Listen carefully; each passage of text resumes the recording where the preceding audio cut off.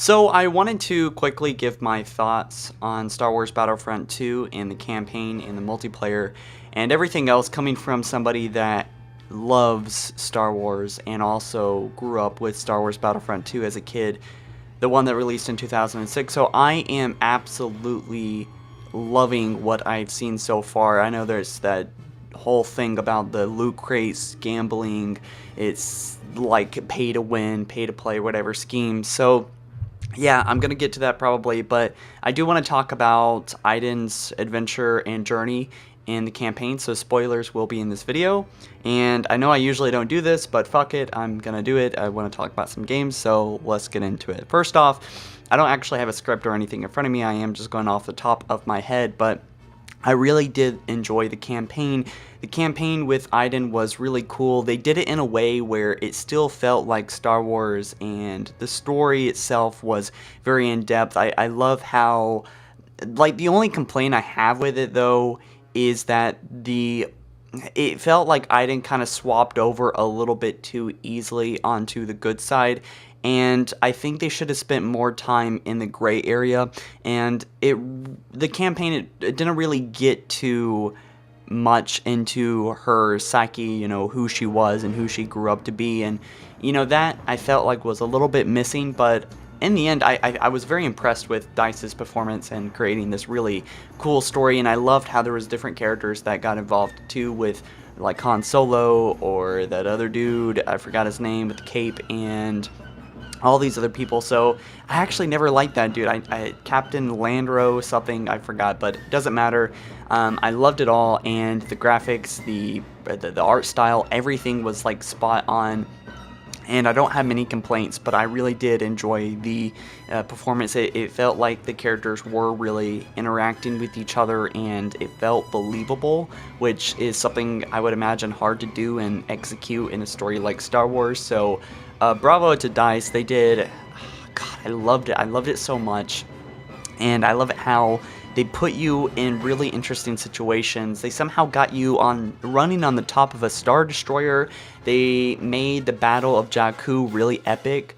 That one thing I haven't really liked about Star Wars so far, like the games, is that they didn't really show the epicness of these huge wars happening. And so it was really cool to see Aiden being a part of this New Republic, which I feel like is a huge black area, you know, black void where we don't know much about, I think, in Star Wars canon. So at least the new one, not Legends. But I loved how they got us battling over Jakku. They got us running around in a starfighter, and, you know, her saving her dad, I think it was the last part. And then, like, the very last mission with Kylo Ren running through Del's memories was also super memorable. No, but so it was awesome because we got to go through all these different areas with Kylo Ren, and they somehow made sense of something that makes no sense. Why would Kylo Ren be running around Endor? He wasn't even alive during that battle, right? Or maybe, yeah, no, he wasn't. So they somehow did it in a way they were like, they found really creative, cool, interesting ways on getting the characters in spots that they would not be, that would be impossible to. And so him running around the memories of Del, recapping everything that's happened, was really, really, like, that was really like the icing on the cake. And going in, I really did not expect a whole lot, because I mean, this is DICE, this is Star Wars. I after the first one, which was basically an arcade in my opinion, it just, I didn't expect much, to be honest. Most single player games don't have very much, and I'll admit there wasn't like much campaign after playing it, because I really sat down and I made all the mistakes, and I was loose with it, and I didn't like try to run it, speed run through it or anything. But I definitely found the campaign to be shorter than I would have liked, but I was definitely surprised by how big it was, because I wasn't expecting much. This is DICE, this is Star Wars and Disney, and we haven't got like a legit Star Wars game in a long time, and it felt like, god damn it, there's so much potential, and I can't wait for them to make something new with like a thick, real, finished, polished, completed, like good 6 to 8 to maybe 10 hour campaign The campaign cutscenes in Star Wars Battlefront 2 were spot on, really believable too, and I've been watching Star Wars Clone Wars, so it was cool to see that extra amount of information, and like seeing all these other characters involved in the campaign cutscenes too it really made it for me. And so yeah, I mean, if I had to give it a rating, I would say 8 out of 10, because this game was, I mean, it's really great. I'm really thankful that DICE didn't it looks like they really put a lot of time and effort and love into this, and really the only big flaw with it is, like I said in the beginning of this video and the talk that everyone's talking about, is the loot crates, and why people are kind of making it a big deal, and it sort of is, because we got like the loot crates in the game that are almost like overriding any normal mechanic that can be seen in the game. And so it's really sad to see that Battlefront 2 isn't really getting the praise it deserves. Everyone's hyper focusing on this one small element of the loot crates, and